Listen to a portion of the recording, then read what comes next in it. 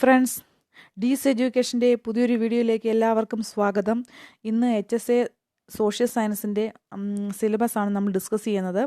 Part B ആണ് നമ്മൾ discuss ചെയ്യുന്നത്. അപ്പോൾ ഇതുപോലത്തെ വീഡിയോകൾ നിങ്ങൾക്ക് ലഭ്യമാകണമെങ്കിൽ നിങ്ങൾ ഈ ചാനൽ സബ്സ്ക്രൈബ് ചെയ്യുക, അടുത്ത് കാണുന്ന ബെല്ലൈക്കൺ ഓൾ പ്രസ് ചെയ്യുക. എങ്കിൽ മാത്രമേ അപ്ലോഡ് ചെയ്യുന്ന വീഡിയോകൾ നോട്ടിഫിക്കേഷൻ നിങ്ങൾക്ക് പെട്ടെന്ന് ലഭിക്കുകയുള്ളൂ. അതുപോലെ നിങ്ങൾ ലൈക്ക് ചെയ്യുക, ഷെയർ ചെയ്യുക. നമുക്ക് സിലബസിലേക്ക് പോകാം. അപ്പോൾ സോഷ്യൽ സയൻസിൻ്റെ സിലബസ് എ എന്നും ബി എന്നും രണ്ട് ഭാഗമായിട്ടുണ്ട്. അപ്പം പാർട്ട് എ എന്ന് പറയുന്ന അതിനെക്കുറിച്ച് നമ്മൾ കഴിഞ്ഞൊരു വീഡിയോ ചെയ്തായിരുന്നു. അപ്പോൾ അതിൻ്റെ വീഡിയോ കാണാത്തവരുണ്ടെങ്കിൽ ഈ വീഡിയോയുടെ ഡിസ്ക്രിപ്ഷൻ ബോക്സിൽ അതിന് ലിങ്ക് ഇട്ടേക്കാം, ആവശ്യമുണ്ടെങ്കിൽ കാണാം. അപ്പോൾ നമുക്ക് പാർട്ട് ബി യെക്കുറിച്ചാണ് ഇന്ന് പറയാൻ പോകുന്നത്. ഇതിനകത്ത് 8 മോഡ്യൂളാണ് കൊടുത്തിട്ടുള്ളത്. അത് ഒന്നാമത്തെ മോഡ്യൂളാണ് ഇത്. അപ്പം മലയാളത്തിലാണ് പാർട്ട് ബിയിൽ നിന്ന് ചോദിക്കുന്നത്. കഴിഞ്ഞ 2016 പ്രീവിയസ് ക്വസ്റ്റ്യൻ നോക്കുമ്പോൾ നമുക്ക് മനസ്സിലാകും. അത് 21 മുതൽ 100 വരെയുള്ള ചോദ്യങ്ങൾ മലയാളത്തിലായിരുന്നു ചോദിച്ചത്. അപ്പം മലയാളത്തിൽ നിന്നാണ് ഈ പാർട്ട് ബിയിൽ നിന്ന് ചോദിക്കുന്നത്. ഇംഗ്ലീഷിലാണെങ്കിലും സിലബസ് തന്നെങ്കിലും മലയാളത്തിൽ നിന്നാണ് ചോദിക്കുന്നത്. അപ്പോൾ നമുക്ക് മോഡ്യൂൾ ഫസ്റ്റാണ് definition of history. Module first ഒന്നാമത്തെ പോയിൻ്റ് ഡെഫിനിഷൻ ഓഫ് ഹിസ്റ്ററി. രണ്ടാമത്തത് ബ്രോൺസ് ഏജ് സിവിലൈസേഷൻ, വെങ്കലയുഗ സംസ്കാരങ്ങളെക്കുറിച്ച് പറയുന്നുണ്ട്. ഈജിപ്ഷ്യൻ, മെസപ്പൊട്ടേമിയൻ, ഹാരപ്പൻ സിവിലൈസേഷനെ കുറിച്ചും പറയുന്നുണ്ട്. മൂന്നാമത്താണെങ്കിൽ ഗ്രീക്കോ റോമൻ സിവിലൈസേഷൻ, ഗ്രീക്കും റോമും അതിൻ്റെ സിവിലൈസേഷനെ കുറിച്ച് പറയുന്നുണ്ട്. നാലാമത്തതെന്ന് പറയുന്നത് റിനൈസൻസ്, റിഫോർമേഷൻ, ജിയോഗ്രഫിക്കൽ ഡിസ്കവറീസെ കുറിച്ച് പറയുന്നു. അഞ്ചാമത്തെ പോയിൻ്റ് മോഡേൺ റെവല്യൂഷൻസ്, അതുപോലെ English, French, Russian revolution and industrial റെവല്യൂഷനാണ്. അപ്പം ആധുനിക വിപ്ലവങ്ങളെക്കുറിച്ച് പറയുന്നുണ്ട് ഇതിനകത്ത്. അതുപോലെ ആറാമത്തെ പോയിൻ്റ് എന്ന് പറയുന്നത് വേൾഡ് വാർ. അത് ഒന്നാം ലോക മഹായുദ്ധമുണ്ട്, രണ്ടാം ലോക മഹായുദ്ധം, അതുമായി ബന്ധപ്പെട്ട വന്ന പ്രസ്ഥാനങ്ങൾ, ലീഗ് ഓഫ് നേഷൻസ്, അതുപോലെ യുണൈറ്റഡ് നേഷൻ, ഇതൊക്കെ നമ്മൾ നല്ലതുപോലെ വിശദമായി പഠിക്കാനുള്ളത്. സെക്കൻഡ് മോഡ്യൂളിലേക്ക് നമുക്ക് പോകാം. മോഡ്യൂൾ സെക്കൻഡ്, അതിനകത്ത് 10 പോയിൻറ്റ്സ് ആണ് പറഞ്ഞിരിക്കുന്നത്. ഒന്നാമത്തെ പോയിൻ്റ് എന്ന് പറയുന്നത് Vedic age, Jainism and Buddhism. രണ്ടാമത്തെ പോയിൻ്റ് മൗര്യാസ് ആൻഡ് ഗുപ്താസ്, മൗര്യ സാമ്രാജ്യത്തെക്കുറിച്ചും ഗുപ്ത സാമ്രാജ്യത്തെക്കുറിച്ചും നമ്മൾ പഠിക്കേണ്ടതുണ്ട്.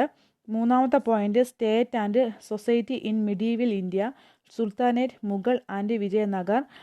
നാലാമത്തെ പോയിൻ്റ് എന്ന് പറയുന്നത് advent of Europeans, birth and growth of British power in India, impact of colonialism. അഞ്ചാമത്തെ പോയിൻ്റ് എന്ന് പറയുന്നത് emergence of nationalism, struggle for freedom, partition of India. ആറാമത്തെ point source of Kerala history, Jainism and Buddhism in Kerala.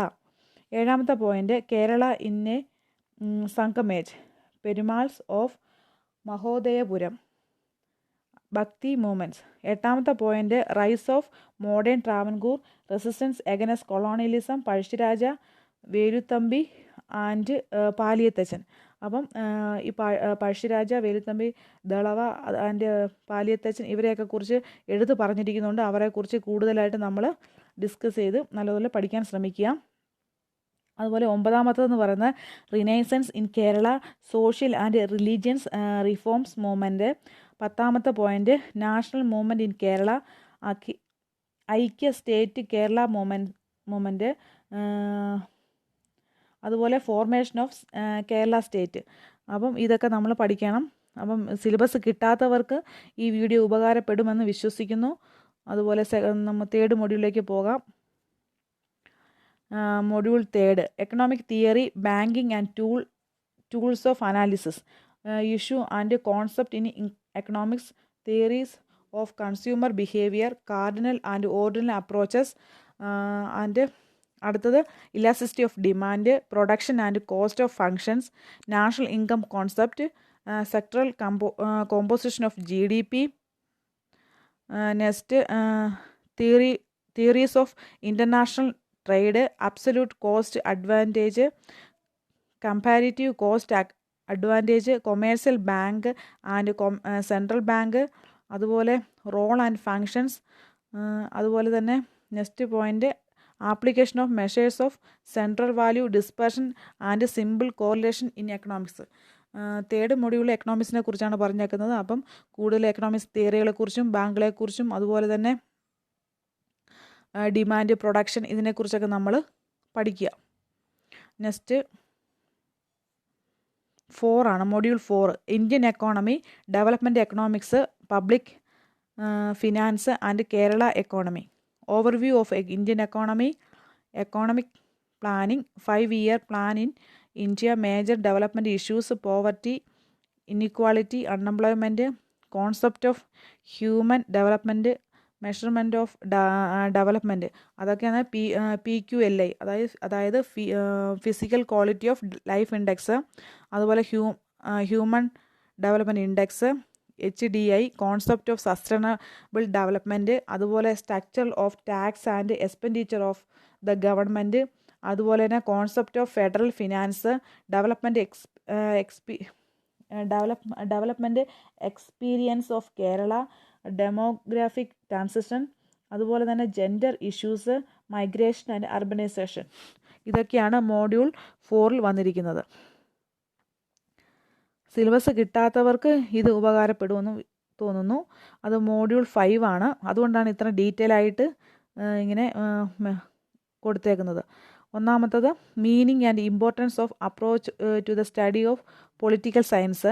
രണ്ടാമത്തതെന്ന് പറയുന്നത് major concept in political science, അത് state, civil society, sovereignty. മൂന്നാമത്തത് political culture, political socialisation. നാലാമത്തെ point federalism, rule of law, judicial review, judicial activism.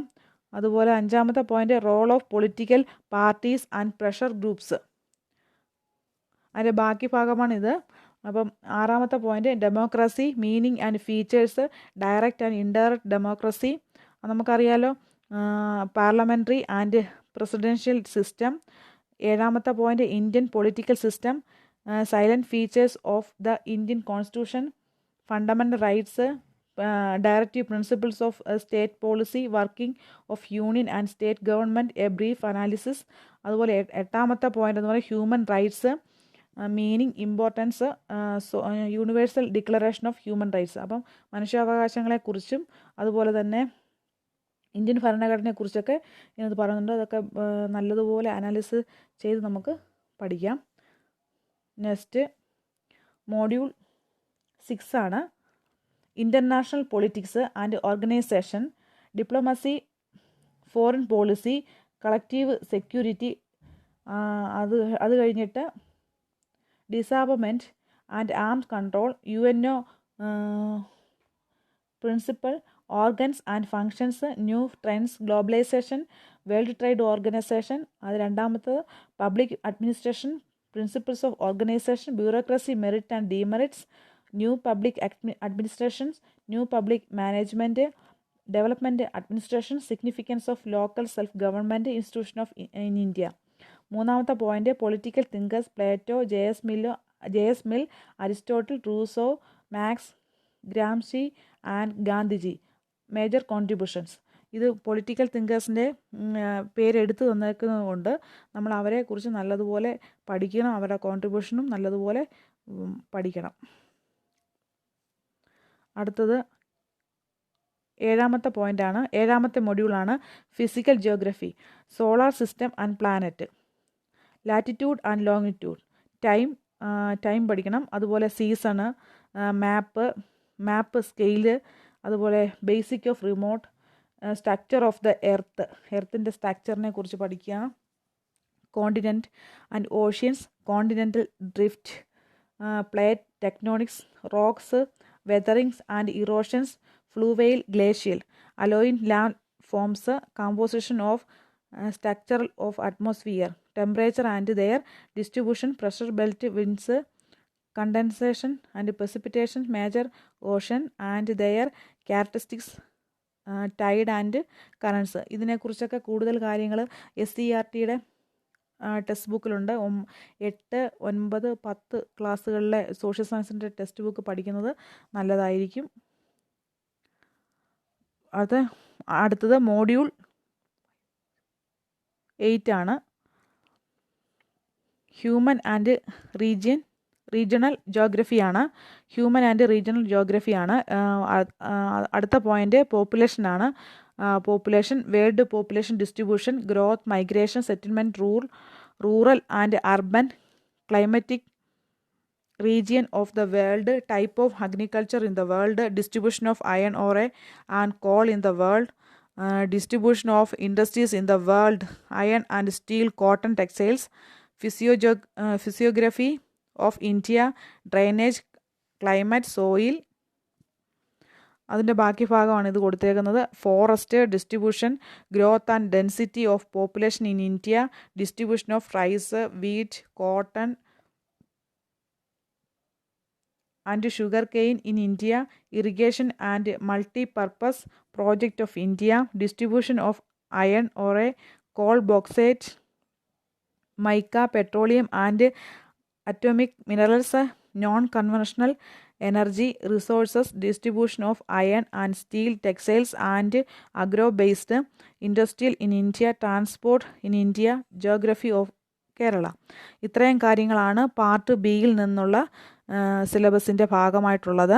അപ്പോൾ നിങ്ങളിത് നോട്ട്ബുക്കിൽ എഴുതി വയ്ക്കുക. ഓരോ മൊഡ്യൂളായിട്ട് എഴുതി വെച്ച ശേഷം ഓരോ പോയിൻ്റ് ബേസ് നിങ്ങൾ പഠിക്കുക. ടിക്കറ്റ് ഏതൊക്കെ പോയിൻ്റാണ് പഠിച്ചതെന്നുള്ള കാര്യങ്ങൾ ടിക്കറ്റ് സൂക്ഷിക്കുക. അടുത്ത വീഡിയോയിൽ നമുക്ക് വീണ്ടും കാണാം. Thanks for watching.